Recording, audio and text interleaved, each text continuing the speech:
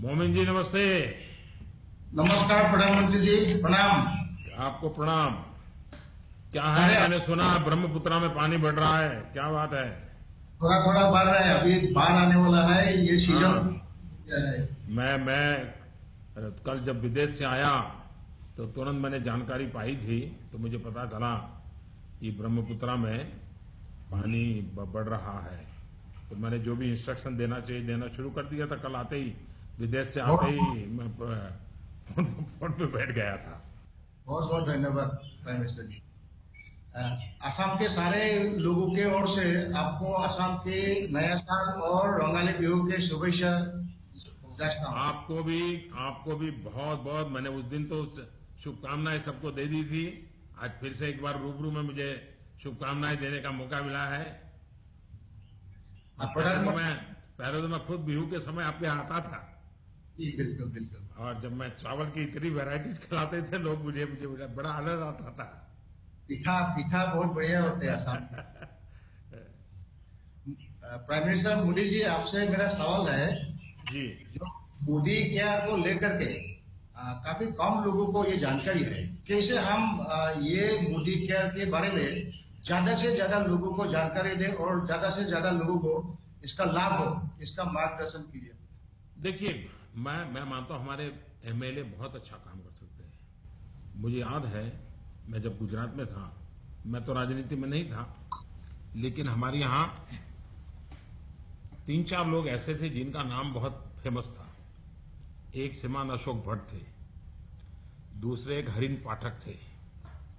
अब ये Ahmedabad municipal corporation के काउंसिलर थे। और अहमदाबाद में एक वीएस हॉस्पिटल था जो म्युनिसिपैलिटी का हॉस्पिटल है। मैंने देखा था कि ये दोनों हमारे बहुत जूनियर कार्यकर्ता, मैं तो राजनीति में नहीं था, वो मुझसे काफी सीनियर थे लोग, लेकिन रोज 2 घंटे वो अस्पताल में जाके बैठ जाते थे। तो अहमदाबाद शहर के कोई भी बीमार व्यक्ति आता था तो उसकी खबर पूछना, डॉक्टर से मिलवा लेना, किसी को ब्लड की जरूरत है, ये उनका रोज का काम। ये इस एक सेवा के कारण वो बहुत बड़े लीडर बन गए। हमारे अशोक भाई तो लंबे अरसे तक हेल्थ मिनिस्टर रहे, हमारे हरिन भाई तो 5-7 बार एमपी रहे। जस्ट हर नियम से वो डेली 1-2 घंटे अस्पताल में देते थे। लोग भी जानते थे कि भाई ये इस कोने में बैठते हैं, चलो भाई मुसीबत हो वहां चले जाएं। पहले तो हमारे विधायकों ने, हमारे एमपी ने कोई न कोई ऐसी अस्पताल के साथ, सेवा के साथ अपने आप को जोड़ देना चाहिए। पहला काम ये करना चाहिए। बाकी काम अपने आप शुरू हो जाएंगे, क्योंकि वहां सब लोग आते हैं, स्वाभाविक आपका मिलना हो जाता है और लोग भी जानते हैं कि आप सेवाभावी हैं। दूसरा, प्रधानमंत्री जन औषधि योजना है। जो दवाई 100 रुपए में मिलती है, प्रधानमंत्री जन औषधि में वो दवाई आज 18, 20, 22, 25 रुपए में मिल जाती है। आप मुझे बताइए, गरीब का 70-75% पैसा बचेगा, वो आपको आशीर्वाद देगा। अब ये मोदी केयर नहीं है तो क्या है?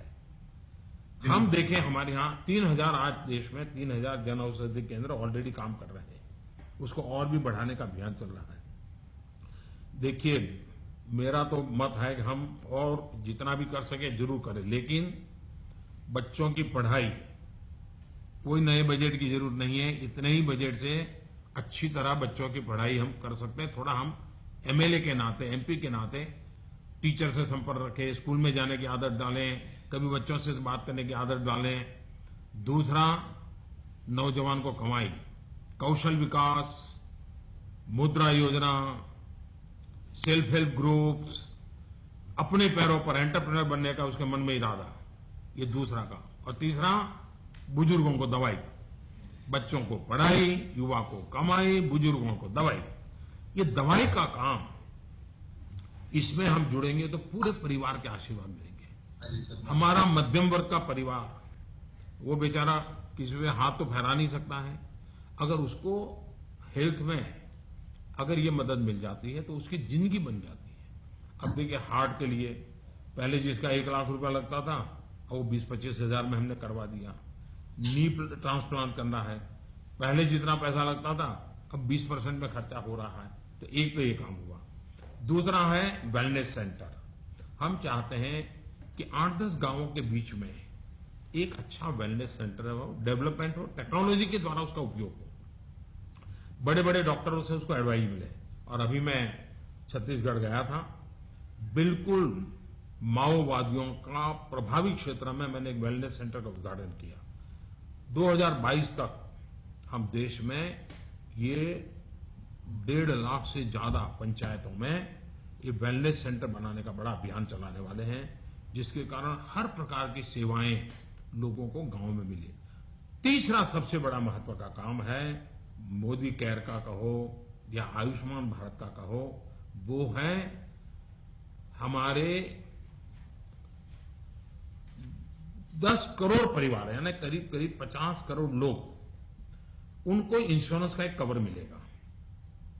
और एक परिवार में 5 लाख रुपए तक अगर बीमारी का कोई खर्चा होता है तो वो खर्चा उस परिवार को नहीं देना पड़ेगा, सरकार और इंश्योरेंस कंपनी मिलकर के ये देंगे।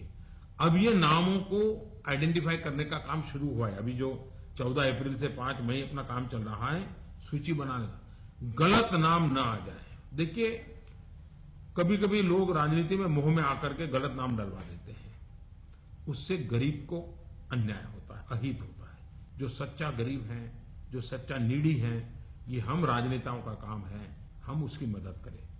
अगर ये आने वाले दिनों में जब योजना चलेगी, बहुत बड़ा लाभ मिलने वाला है।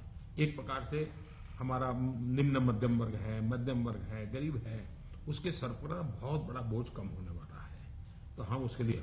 तीसरा, जब इतनी बड़ी मात्रा में सरकार पैसे देने वाली है, तो छोटे छोटे छोटे शहरों में नए अस्पताल बनने वाले हैं।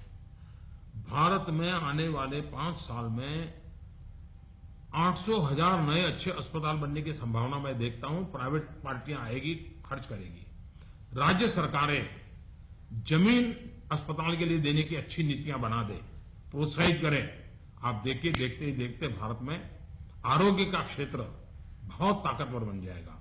अब कोई इसे मोदी केयर कहे, कोई उसे आयुष्मान भारत कहे, मेरी यही कामना है कि मेरे देश के मध्यम वर्ग को, गरीब को, सामान्य परिवार को इसका सबसे ज्यादा लाभ